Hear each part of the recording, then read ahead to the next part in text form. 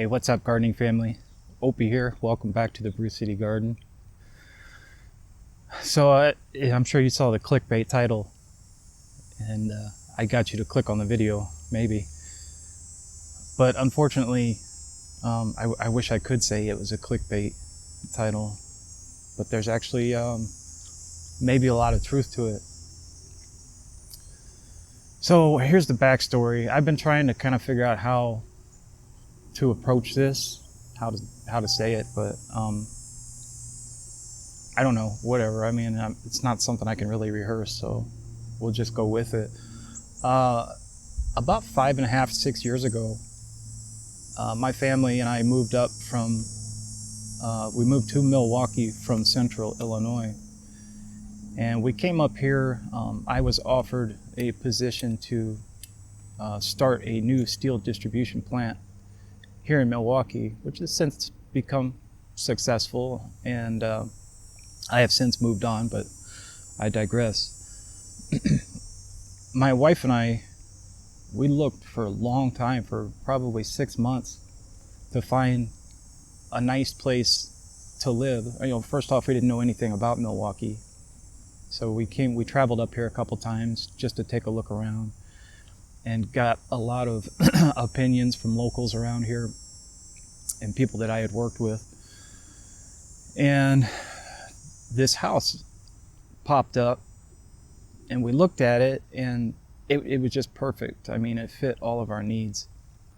And so we took on a lease for this house. It was actually a 4-year lease with the option to buy. And so that's what we did. We moved in and been happily ever after. I mean, this house has been, we made it our home, and it's just been wonderful. We didn't have any family up here. We didn't have any friends up here, but the neighbors here were just so welcoming. They were just perfect to us and have since become our family. Of course, you guys are familiar with Jose, the neighbor behind me, whose family has been very gracious to us. And across the street, we have some awesome neighbors, and an older gentleman.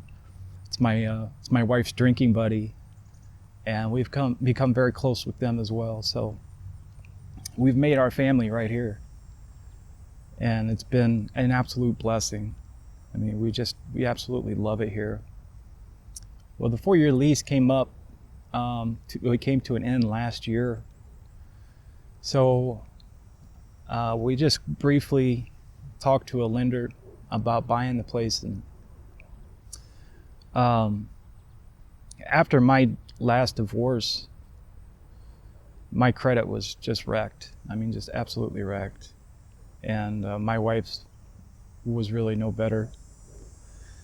And I have 3 kids. I've mentioned I've got a lot of kids, all right? So we've got 7 kids together. Well, 3 of my kids still live in central Illinois, and I'm paying child support on them. And that's not cheap. It's not cheap at all. I mean, we've been struggling, obviously, since day one. But that child support knocked us out of the running for being able to purchase this home. Along with my credit score wasn't so great. So we got shot down, and I was really, really devastated by that.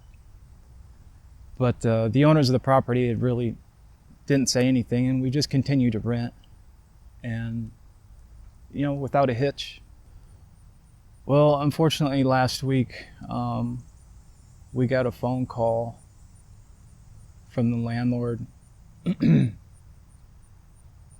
it's the call that I've been dreading, that I thought could possibly come someday, but that probably wouldn't. We would buy the house. You know, I had since fixed my credit, and I have excellent credit now. The child support thing, I think we found a way to kind of finagle it so that it's not going to knock us out of contention to buy a home. So I was just sure in my mind that, yeah, you know, here soon in the next 6 months or so, we're going to make another offer on the house. We'll buy it, and it'll be ours. But unfortunately, that the landlord's phone call came sooner than then I was able to buy it. So I never thought this day would come. Actually, we knew in our hearts that this would be our home for the next 20 or more years, and our neighbors would continue to be our family right next door. But I guess sometimes it doesn't work that way, does it? So we were given 60 days to find another place to get out, basically. And my first reaction was just to get so mad, just cussing mad, just pissed. Which I suppose is a normal reaction, right? But then we kind of got the story. We've always been in good with the landlords. They've been great people to us. They've worked with us a couple of times when we needed them to work with us, right? So they've been really good as far as that's concerned. Very nice people. And I thought, man, how can they do this to us? How, after 5.5 years, how can they just tell us we got 60 days to get out? I mean, who does that? But at the same time, you know what? They don't even owe us that. They didn't have to give us 60 days. And we got the backstory that the landlords have a son that had moved out to California for a programming job, and they just recently had a child, an infant, that has some serious medical problems. And since their parents lived here in town, and we have one of the best children's hospitals here in Milwaukee, in the whole country, that they thought it would be best if he moved back to Milwaukee from California to have the surgeries for the child and the rehabilitation and everything that comes with it. So, I mean, how can I argue with that? Family first, right? The landlord's taken possession of the house back for their son, who's going to actually buy it and has the means to actually buy it, and they know this. So who am I, right? And if I was put in the same situation, what would I do? Would I do the same thing? Probably would. But that doesn't help me out here at all. So now I am tasked with trying to find another safe place, hopefully in the same neighborhood, the same school district. I mean, we literally just signed our kids up for school. We had just paid all the after-school care fees, and we're just 100% ingrained in this community right here. Everything we have here, our family, our the schools, everything, we're just here. And we never thought we would be faced with this. We thought for sure we were going to live here forever. So how do you find a place in Milwaukee, in the same neighborhood, the same school district, all these things, with enough room to accommodate us comfortably? And I'm not even sure if I can buy. I mean, I'm pretty sure I can buy, but I don't know. I don't know what I can afford, how much they'll lend me. So we're talking to a lender tomorrow, and hopefully I'll get that number. And then maybe by the grace of God, something will come up. Maybe we'll get lucky. I think the worst part of this was telling the kids that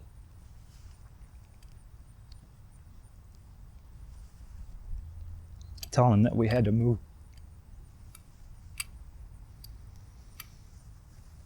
And they just cried and cried and cried.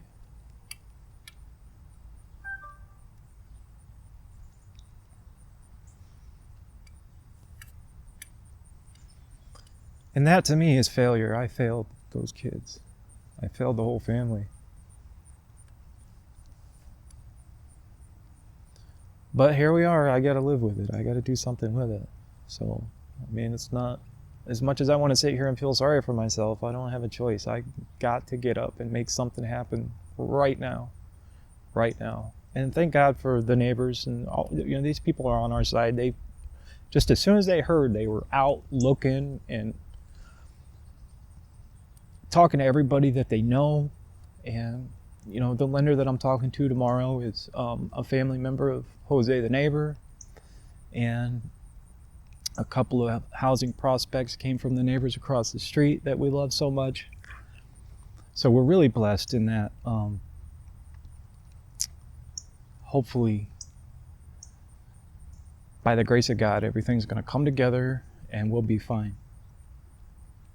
Now, unfortunately, and what should probably be the least of my worries, is the garden, which is going to have to come down. And the landlord said that I can actually leave it up, that he'll instruct his son not to mess with it. And I appreciate that, I do. So technically I can leave it up even through next spring before I break it all down, which I might do. But as far as making videos, I'm going to be really, really pressed for time. Not only, looking for a home, are we going to buy, are we going to rent, getting that whole ball rolling, going out and looking, and all the other things that come with moving in a 60-day period. I mean, we've got 5 years worth of shit that we got to figure out what we're going to do with. I mean, like I said, we were just ingrained in this home. So I'm not going to have a lot of time. But at the same time, this is my therapy. This is what keeps me from going nuts when times are good. So, I don't know. I'll try to squeeze in some videos. I'm going to say the editing's probably not going to be great, because really filming the video is the easy part. The editing is what takes so much time. The typical video takes me 4 to 6 hours just to edit. And I'm not going to have that kind of time. So when I do put some videos out, they're probably going to be pretty sloppy. But I didn't want to leave you guys hanging, because you've really kind of become my family too. I've had some just wonderful support within the video sharing community across platforms, YouTube and Steemit and DTube. You guys have been awesome. I mean, really. And I've always been kind of an introvert anyway, so to be able to get there and make friends online, that works perfectly for me, because if I say the wrong thing on camera, well, I can just edit that, because sometimes stuff that comes out of my mouth either doesn't sound right or doesn't make any sense. But you guys have been just awesome. I don't want to leave you guys hanging. I really don't. So anyway, I really just didn't want to leave you guys hanging, and let you know what's going on. The Brew City Garden, as we know it, is coming to an end, and we will never see it here again. Whether I can secure a place for next year, whether that's to rent another home or to be able to purchase in time to have another garden or a garden next year, I don't know. But maybe that's where you guys come in. I'm not going to come out here and put up a GoFundMe and all that crap. I'm not asking anybody for money, but what I will ask for is your prayers. If you're a person of faith, and even if you're not, and I don't care what faith that might be, if you pray, please keep us in your prayers. And I know I've seen it. I've seen the power of prayer, and I'm not like super church-goey and all that. I'm a man of faith, but I'm also just a man, and I'm not perfect, and I cuss like a sailor, and I get angry, and sometimes, I'm not the best man, but I'm a man. But I've seen the power of prayer, and I know that it works. And the more people praying, the more powerful it is. So if that's your thing, and you don't mind, please say a prayer for my family first and foremost, and success in finding another place. But also not just for my family and my success. I want you to pray for that child, and kind of the reason why we're moving out of here anyways. And really, that's more important, right? I mean, I've got my family to worry about, and that's first and foremost to me. But when we're talking about the health of a child, I'll certainly be praying for that child, as well as for my family and myself. So I encourage you to do the same.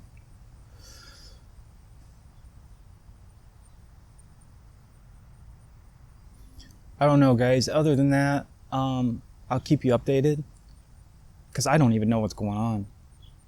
We've got the ball rolling, but where that ball is going to roll to is anybody's guess, and we don't have much time. So I'm really just going to bear down, try to make something happen as quickly as possible that is the best situation for my family, whatever that may be. And it may involve a garden next year, and it may not. I don't know. If we rent, we're going to rent a place long enough to buy. But that could be another year. Maybe we'll get lucky and we'll find another home and talk to the landlord and set up another straw bale garden. Boom, next year, no problem. Who knows? We might be able to buy a house in 6 weeks. Crazier things have happened. I'm not keeping my fingers crossed for that. I'm not getting my hopes up for that, but it is possible. It could happen. So I just don't know. I don't know what's going to happen. A feeling of being helpless, it's not a good feeling. It's not a good feeling at all. And when you've got a family involved, that's even worse. So I don't know. I can't sit here and cry and feel sorry for myself. I gotta get my ass up and get moving and do something. So that's what I'm gonna do. I'll keep you guys updated. Until then, we'll see you.